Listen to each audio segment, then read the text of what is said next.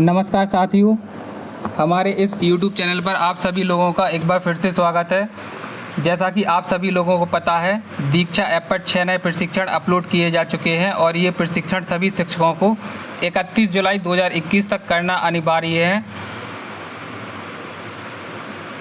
और ये प्रशिक्षण सभी शिक्षकों को 31 जुलाई 2021 तक करना अनिवार्य है। ये कोर्स आपके आधारशिला मॉड्यूल, ध्यानाकर्षण मॉड्यूल और शिक्षण संग्रह मॉड्यूल पर आधारित है। तो इसी क्रम में आज हम लोग कोर्स नंबर 2, जिसका नाम है ध्यानाकर्षण, कक्षा प्रबंधन एवं बैठक व्यवस्था, इसमें आए हुए 10 क्वेश्चंस के आंसर को जानेंगे। तो शुरू से लेकर अंत तक आप इस वीडियो में बने रहिए। यदि आप हमारे यूट्यूब चैनल पर पहली बार विजिट कर रहे हैं तो आप हमारे चैनल को सब्सक्राइब कर लीजिए। आपको दीक्षा ऐप से संबंधित और टीचर्स ट्रेनिंग से संबंधित इसी तरह की वीडियोज हमारे यूट्यूब चैनल के माध्यम से मिलते रहेंगे। और आप हमारे शिक्षक व्हाट्सएप ग्रुप से ज्वाइन होना चाहते हैं तो उसका लिंक वीडियो की डिस्क्रिप्शन बॉक्स में है। वहां से जाकर आप उस लिंक पर क्लिक करके आप हमारे शिक्षक व्हाट्सएप ग्रुप से ज्वाइन हो सकते हैं। आप लोगों की जानकारी के लिए बता दूं कि ये सभी प्रशिक्षण आप लोगों को 31 जुलाई 2021 तक सभी शिक्षकों को करना अनिवार्य है। और ये प्रशिक्षण इतने छोटे छोटे हैं कि इन्हें आप 10 से 15 मिनट की अवधि तक पूर्ण कर सकते हैं। तो साथियों, आज हमारा कोर्स नंबर 2 है, जिसका नाम है ध्यानाकर्षण, कक्षा प्रबंधन एवं बैठक व्यवस्था। इसमें आए हुए 10 क्वेश्चंस के आंसर को जानेंगे। तो जब आप इसको दीक्षा ऐप में ओपन करेंगे तो आपको सबसे पहले एक वीडियो देखनी होगी। वीडियो देखने के बाद आपसे आकलन किया जाएगा, आपसे 10 क्वेश्चंस किए जाएंगे। आपको इन्हीं 10 क्वेश्चंस के आंसर को देना है और आपका ये प्रशिक्षण कंप्लीट हो जाएगा। तो हमारा सबसे पहला प्रश्न है, एक शिक्षक को अपनी कक्षा का नियोजन इस प्रकार करना चाहिए कि आपके सामने 4 ऑप्शंस दिए गए हैं, जिसमें पहला ऑप्शन है सभी बच्चे प्रतिभा कर सकें, दूसरा है सभी बच्चों को सीखने का अवसर मिल सके, तीसरा ऑप्शन दिया गया है शिक्षक कक्षा के सभी बच्चों पर ध्यान रख पाए और चौथा ऑप्शन दिया गया है उपर्युक्त सभी। तो इस प्रश्न का right answer option number D right हो जाएगा, उपर्युक्त सभी। इसके बाद आप सबमिट, आपको ये जो एरो का बटन दिख रहा है इसको प्रेस करेंगे और आप आगे बढ़ जाएंगे। इसके बाद हमारा अगला प्रश्न आएगा, कक्षा में बैठक व्यवस्था होनी चाहिए। 4 ऑप्शंस दिए गए हैं, जिसमें से पहला ऑप्शन है गतिविधि व बच्चों तक पहुंच के अनुरूप, दूसरा ऑप्शन दिया गया है शिक्षक के अनुरूप, तीसरा है पाठ्यक्रम के अनुरूप और चौथा है श्यामपट्ट के अनुरूप। तो इस प्रश्न का right answer option number A right हो जाएगा, गतिविधि व बच्चों तक पहुँच के अनुरूप। इस पर क्लिक करने के बाद आप एरो बटन को प्रेस करेंगे और आगे बढ़ जाएंगे। इसके बाद हमारा अगला प्रश्न आएगा, निम्नलिखित में से कौन सा तरीका एक शिक्षक द्वारा अपनाया जाना अरुचिकर ही नहीं अनुचित भी है। आपके सामने 4 ऑप्शंस दिए गए हैं, जिसमें पहला ऑप्शन है बच्चों को एक ही प्रकार की पंक्ति में बैठाकर पूरे वर्ष शिक्षण करते रहना, दूसरा ऑप्शन दिया गया है बच्चों को कभी कभी छोटे छोटे समूह में बैठाकर शिक्षण कार्य करना, तीसरा ऑप्शन है विभिन्न क्षमताओं वाले बच्चों की जोड़ी बनाकर शिक्षण करना और फोर्थ ऑप्शन दिया गया है उपरोक्त सभी। तो इसमें आपका ऑप्शन नंबर फर्स्ट राइट हो जाएगा। फर्स्ट पर क्लिक करने के बाद आप एरो बटन को प्रेस करेंगे और आगे बढ़ जाएंगे। इसके बाद हमारा नेक्स्ट प्रश्न आएगा, कक्षा प्रबंधन बच्चों की अधिगम प्रक्रिया में भागीदारी को बहुत सीमा तक। आपके सामने 4 ऑप्शन है, जिसमें पहला ऑप्शन है अप्रभावित करता है, दूसरा है प्रभावित करता है, तीसरा है भागीदारी को घटाता है और चौथा है आंशिक रूप से प्रभावित करता है। तो इस प्रश्न का right answer option number B right हो जाएगा, प्रभावित करता है। इसके बाद आप एरो बटन को प्रेस करेंगे और आगे बढ़ जाएंगे। फिर इसके बाद हमारा अगला प्रश्न आएगा, कक्षा शिक्षण के दौरान एक अच्छी बैठक व्यवस्था का परिणाम होता है। आपके सामने 4 ऑप्शन है, जिसमें पहला ऑप्शन दिया गया है सभी बच्चों या समूह तक शिक्षण सामग्री आसानी से पहुंच जाते हैं, दूसरा है छात्रों के बीच अंतःक्रिया बढ़ती है, तीसरा ऑप्शन है बच्चे समूह में कार्य करना सीखते हैं और चौथा ऑप्शन दिया गया है उपरोक्त सभी।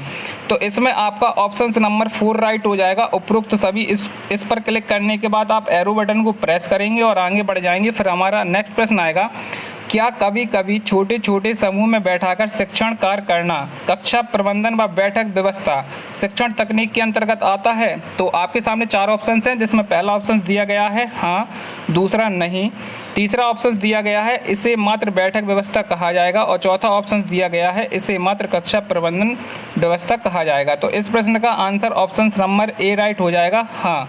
हाँ पर क्लिक करने के बाद आप एरो बटन को प्रेस करेंगे और आगे बढ़ जाएंगे। इसके बाद हमारा अगला प्रश्न आएगा।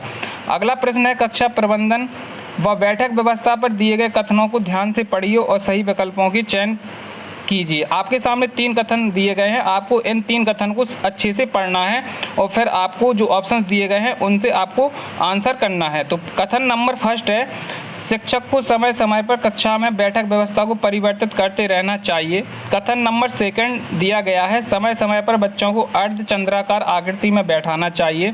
कथन नंबर तीसरे में कहा गया है, पढ़ने लिखने में तेज बच्चों को एक साथ बैठाना चाहिए। आपके सामने 4 विकल्प दिए गए हैं। पहला विकल्प दिया गया है कथन फर्स्ट व सेकंड सही है। दूसरा विकल्प आपके सामने दिया गया है कथन सेकंड व थर्ड सही है। और थर्ड ऑप्शन दिया गया है कथन फर्स्ट सेकंड व थर्ड तीनों सही है। और चौथा ऑप्शन है उपर्युक्त में से कोई नहीं। तो इस प्रश्न का आंसर आपका ऑप्शन नंबर फर्स्ट हो जाएगा, कथन फर्स्ट व सेकंड सही है। इस पर क्लिक करने के बाद आप एरो बटन को प्रेस करेंगे और आगे बढ़ जाएंगे। फिर हमारा अगला प्रश्न आएगा, अर्धचंद्राकार व्यवस्था उस समय उपयुक्त होती है जब कक्ष बहुत छोटा हो। दूसरा ऑप्शन है बच्चों की संख्या कक्षा में 5 से कम हो। तीसरा है बच्चों के बैठने हेतु पर्याप्त जगह हो। और फोर्थ ऑप्शन दिया गया है एक कक्षा में 2 शिक्षक मौजूद हों।